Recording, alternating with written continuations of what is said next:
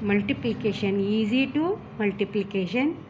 Here we follow the rule 1 less than the previous, all from 9, last from 10.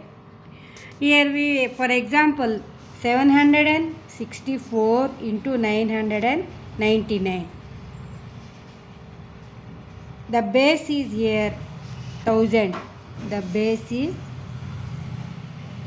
1000.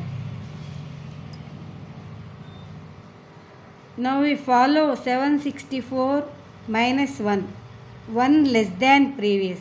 764 minus 1 equal to 763. Next 999. All from 9, last from 10. 10 minus 4 is 6. 9 minus 6 is 3. 9 minus 7 is 2.